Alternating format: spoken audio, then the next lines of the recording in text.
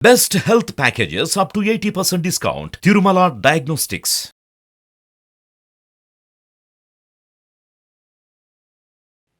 నమస్తే, welcome to Suman TV. నేను మీ యామ్ని.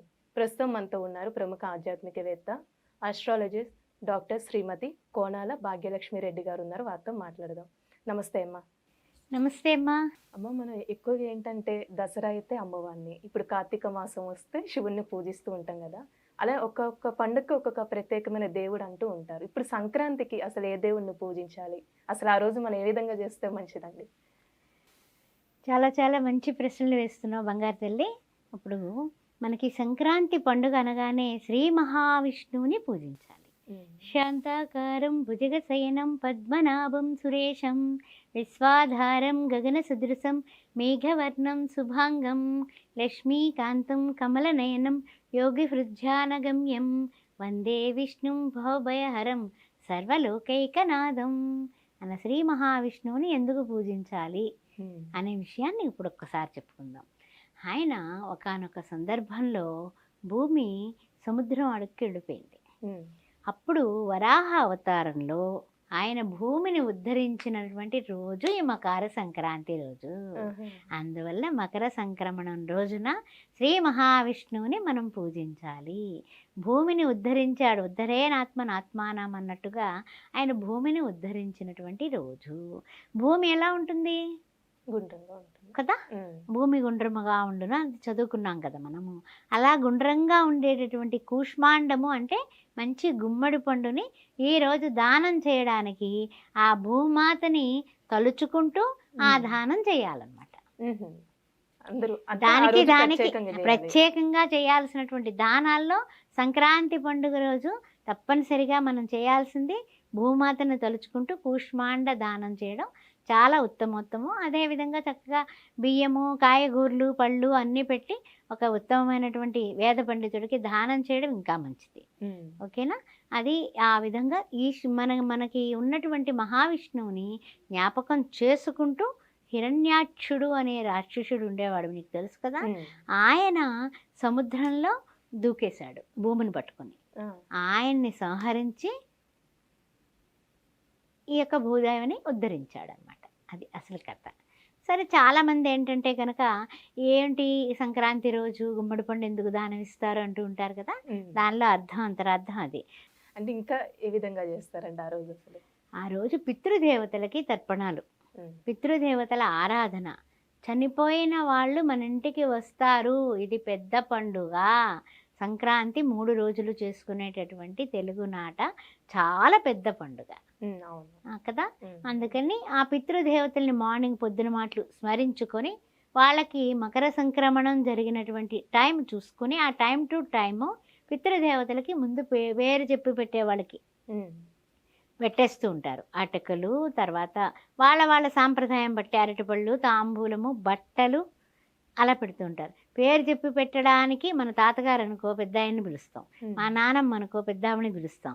అలా పుణ్యస్త్రీగా పోస్తే అలాంటి వాళ్ళని, లేకపోతే ఇంకో రకంగా పోతే అలాంటి వాళ్ళని.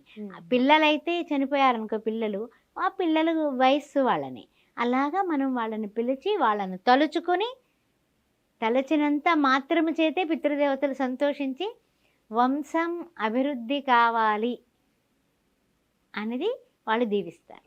మీ ఇంట్లో పెళ్ళి అవ్వట్లేదు అనుకోండి, పితృదేవతలకు ఎప్పుడైతే పెట్టుకున్నారో ఆ పితృ దోషాలు తొలగిపోయి చక్కగా వివాహం అయిపోతుంది. అందువల్ల సంక్రాంతి రోజున లక్ష్మీదేవిలా తయారవ్వాలి. అంతేగాని మనం ఏదో ఒక నైటీ వేసి కూర్చుంటే అది సంక్రాంతి అవ్వదు. మీరు పిండి వంటలు ఎంత బాగా వండుతారో చీర కట్టుకొని చక్కగా మొహానికి పసుపు, కాళ్ళకి పసుపు, చేతులకు మట్టి గాజులు వేసుకొని సంక్రాంతి లక్ష్మిలా అది నేత చీర ఉండొచ్చు, నూలు చీర ఉండొచ్చు, వాయల చీర ఉండొచ్చు, ఏమైనా సరే కట్టుకుని చెయ్యండి. పరమ పవిత్రమైనటువంటి పదార్థం పండగ పూట శ్రీ మహాలక్ష్మిదే వస్తుంది. నారాయణను పూజిస్తున్నారట, మహావిష్ణువుని తలుస్తున్నారు నా భర్తని, నేను ఉండకపోతే ఎలా అని మన ఇంటికి వస్తుంది. మనం చక్కగా నేటిలో కూర్చున్నాం అనుకో, అప్పుడు ఆవిడ కూడా ఎందుకు వచ్చిందిరా బాబు, ఇక్కడ ఎక్కడ సాంప్రదాయం కనిపించట్లేదు, అనేసి పక్కింటికి వెళుతుంది. అందుకని కొంచెం ఆ ఈ పండగ రోజుల్లో గుమ్మానికి పసుపు రాసి బొట్లు పెట్టడం, ఆ తర్వాత భగవంతునికి ఆరాధన 2 పూట్ల కూడా దీపారాధన చేసుకోవడం, తులసమ్మ దగ్గర అయ్యుండొచ్చు, దేవుడి దగ్గర అయ్యుండొచ్చు, శుచిగా శుభ్రంగా ఉంచడం, ఎంత వండుకోవడానికి టైమును కేటాయించినా కూడా ఈ సంక్రాంతి పండుగ రోజున మాత్రం శాకాలన్నీ వేసి అన్ని కాయగూరలతోటి కూడా చక్కగా వంట చేస్తారు. అది కూడా భుజిస్తారు. తర్వాత ఏంటంటే కనుక చక్కగా శ్రోపేతమైనటువంటి అంటే ఏమిటి 6 రుచులతో భోజనాలు పెట్టుకుంటూ ఉంటారు. అదే కాకుండా ఈ సంక్రాంతి రోజున కొన్ని దానాలు చేస్తారు. గోదానం చేసేవాడు గోదానం, రత్నదానం చేస్తారు, తిలాదానం చేస్తారు. ఆ తర్వాత ఈ సంక్రాంతి పండుగల్లో గుర్తుపెట్టుకో, ఇప్పుడు మామూలుగా నువ్వులంటే ఏమిటి, ఎవరైనా పుచ్చుకుంటారా? పుచ్చుకోరు కదా. ఆ నువ్వులు, వేరుశనగ పప్పు, ఆ తర్వాత ఇంకా ఇంకొకటి ఏమిటంటే కనుక పుట్నాల పప్పు, ఇలాంటివన్నీ వేసి ఉండలు కడతారు బెల్లం వేసి. అవి అందరికీ ఇచ్చిపుచ్చుకుంటూ ఉంటారు. దానివల్ల కూడా స్నేహాలు పెరుగుతాయని ఒక శాస్త్రం ఉంది, ఆర్యోక్తి ఉంది. అది మహారాష్ట్రలోనే జరుగుతుంది. ఇక్కడ మనకు కూడా తెలుగునాట కూడా ఈ ఉండలు పంచుతూ ఉంటారు. వాళ్ళు ఇస్తారు, మనం ఇస్తాం, తీసుకుంటాం. అందులో తప్పేం కాదనమాట. అంటే తప్పు లేదు, దోషము లేదు. అది బాగా గుర్తుపెట్టుకోండి. తర్వాత ఇంకా ఏంటంటే కనుక కొంతమంది కొన్ని దానాలు, వస్త్రదానాలు చేస్తారు. చలికాలం కదా, దుప్పట్లు దానం చేస్తారు. అలా కొంతమంది ఏంటంటే పిల్లలకి వాళ్ళ యొక్క ఏంటంటే పౌడర్లని, బొట్టులని ఇలాంటివన్నీ దానం చేస్తారు. అలా మన భారతీయ సంస్కృతికి సంక్రాంతి పండుగ పెద్ద పండుగ. ఆ రోజున చక్కగా మంచి భోజనాలు చేసుకొని అందరినీ కలుసుకొని కోడి పందాలు, ఎడ్ల పందాలు, ఇంకా ఏమైతే పతంగులు ఎగరవేయడం, ఇలాంటి వాటితో సంక్రాంతి లక్ష్మిని మీరు రంగవల్లుల ద్వారా ఆహ్వానిస్తారు.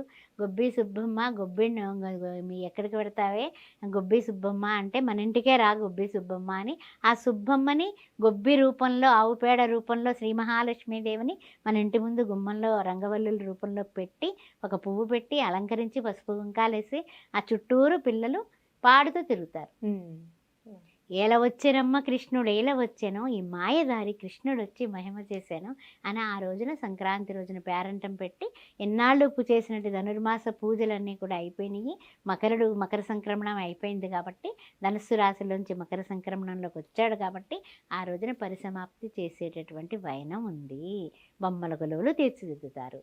రంగవల్లులే కాదు, అలాగా ఆనందంగా ఆయురారోగ్యాలతో అష్టైశ్వర్యాలతో ఉండడానికి, శ్రీ మహాలక్ష్మి కటాక్షానికి కూడా ఈ యొక్క సంక్రాంతి శోభ మనందరికీ కూడా అనుభవిస్తున్నదే పల్లెల్లో చాలా బాగుంటుంది. చాలా చక్కగా తెలియజేశారమ్మా. ధన్యవాదాలు.